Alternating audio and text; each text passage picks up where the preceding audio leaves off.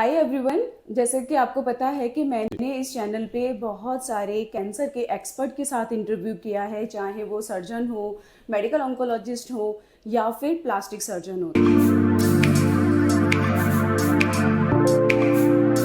आज मैं एक और स्पेशलिस्ट के साथ आई हूँ जिनका मेन जो वर्क है, जो प्रोफेशन है, वो होता है हमारे कैंसर पेशेंट्स में पेन को रिलीव करना। और आई थिंक ये एक ऐसी नेग्लेक्टेड चीज़ है जो मुझे लगता है कि पेशेंट की क्वालिटी ऑफ लाइफ को बहुत इम्प्रूव कर सकती है। बहुत सारे आप में से ही लोगों के जवाब थे कि मैम हम बिल्कुल ठीक हैं, कैंसर हमारा ठीक हो गया है, बट इस पेन का क्या करें। आज हम इस वीडियो में डॉक्टर दिव्यांश सर का वेलकम करते हैं। सर काफ़ी सालों से पेन मैनेजमेंट इन कैंसर पेशेंट्स कर रहे हैं और आज आपके साथ सभी क्वेश्चंस को हम डिस्कस करेंगे और सर अपना भी जो बेस्ट उनका जो एक्सपीरियंस है वो आप लोगों के साथ शेयर करेंगे। तो thank you so much sir for giving your time.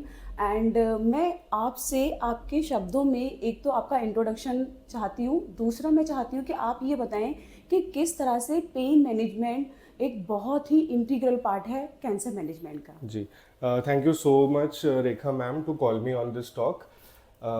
Pen एक ऐसा सिम्टम है जो ऑलमोस्ट हर कैंसर पेशेंट को फील करना पड़ता है। अगर हम डाटा के हिसाब से जाएं तो मॉडरेट टू सीवियर मतलब कि बहुत ज़्यादा pain 45 to 55% of cancer patients में होता है।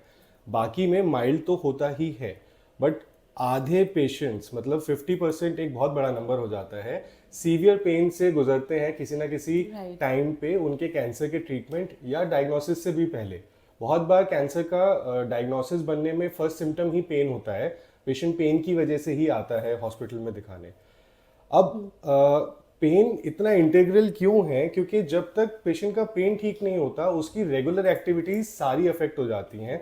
जैसे कि बहुत सिंपल है कि अगर पेशेंट पेन में है तो वो स्ट्रेस में रहेगा, उसकी नींद पूरी नहीं होगी, वो ठीक से खाना पीना नहीं खा पाएगा, वो अपनी रेगुलर एक्टिविटीज करनी बंद कर देगा, एक्सरसाइज तो बहुत दूर की बात है।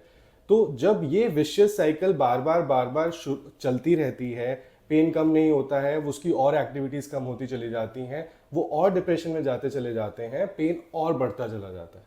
और एक टाइम के बाद ये पेन इतना परेशान कर देता है कि कैंसर का ट्रीटमेंट होने के बाद भी, जैसे कि आपने बताया, पेशेंट्स पूछते हैं कि कैंसर ठीक हो गया है लेकिन ये दर्द ठीक नहीं हो रहा है, क्योंकि वो उस टाइम पे क्रॉनिक पेन में कन्वर्ट हो चुका होता है।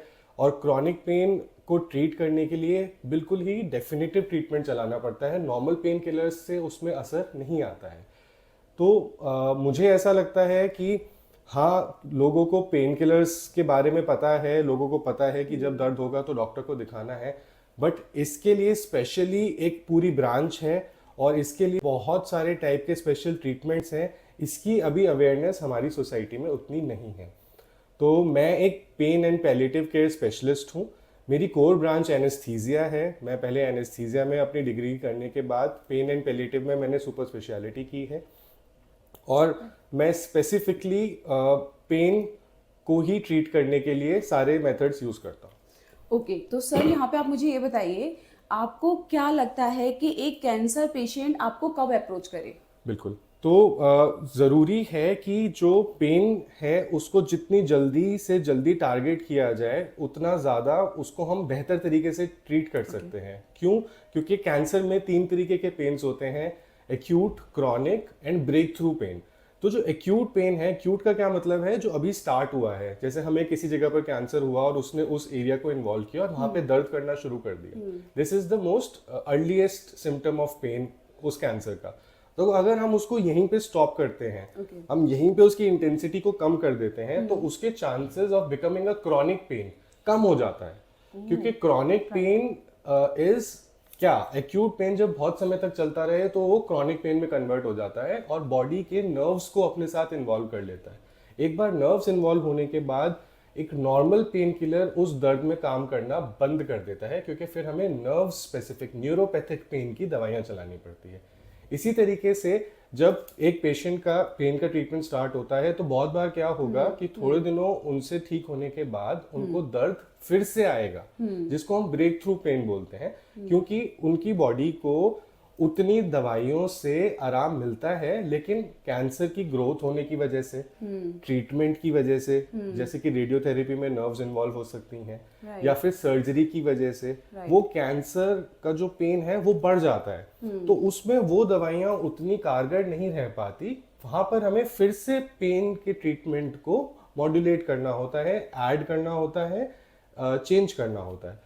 तो आइडियली एक कैंसर पेन के पेशेंट को पेन स्टार्ट होते ही पेन स्पेशलिस्ट से मिलना चाहिए। ये एक टीम वर्क है जिसमें उनकी प्राइमरी डॉक्टर्स, आप लोग सब मिलके और मेरे साथ मिलके हम उसके पेन को स्टार्टिंग से ही टारगेट करके चलें, ताकि हम हर स्टेप पे हम डिफाइन कर पाएं कि हमने इस पेन को ऐसे ठीक किया, अब क्रॉनिक में कन्वर्ट हो रहा है तो अब हम उसके लिए दूसरे एजेंट स्टार्ट करेंगे। राइट।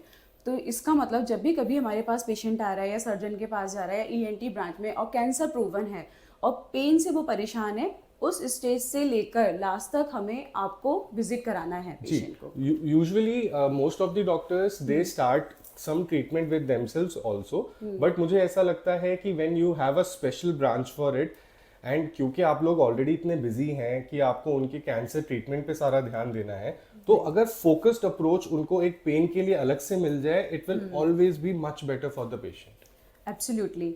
अच्छा, ये तो डॉक्टर साहब आपने बताया कि स्टार्टिंग से लेके लास्ट तक ही आपका विजिट करना है, लेकिन अगर कोई पेशेंट है जिसने स्टार्टिंग में मिस कर दिया, नाउ ही और she is cancer free but उसको पेन है, तो आपको क्या लगता है कि उस टाइम आपका मैनेजमेंट वर्क करेगा? बिल्कुल। देखिए, एक चीज जो मैंने कैंसर पेन में सीखी थी कि you should never never leave hope, there is always hope in cancer pen.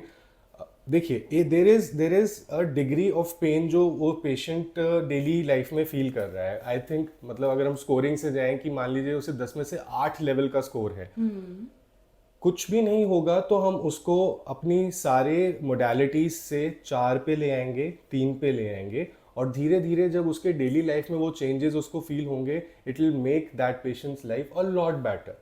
तो इट इज़ नॉट कि हम एकदम जड़ से किसी चीज़ को हटा नहीं सकते तो ठीक नहीं हो सकती। अगर हम कॉन्स्टेंटली उस पर काम करते रहेंगे, जैसे कि अगर एक पेशेंट है जिसको कैंसर उसका इस टाइम पे बिल्कुल ठीक हो चुका है बट उसके पेन सिम्टम्स बचे हुए हैं, तो सबसे पहले तो हमें उसके पेन के जनरेटर्स ढूंढने हैं कि उसका पेन आ कहाँ से रहा है। क्या उसका पेन का कॉज कैंसर ही था, या उसका पेन का कॉज न्यूरोपैथिक पेन है जो ट्रीटमेंट की वजह से स्टार्ट हुआ है, या फिर उसके स्पाइन में कहीं पे कंप्रेशन रह गया है जिससे नर्व कंप्रेशन पेन हो रहा है या बोन पेन हो रहा है।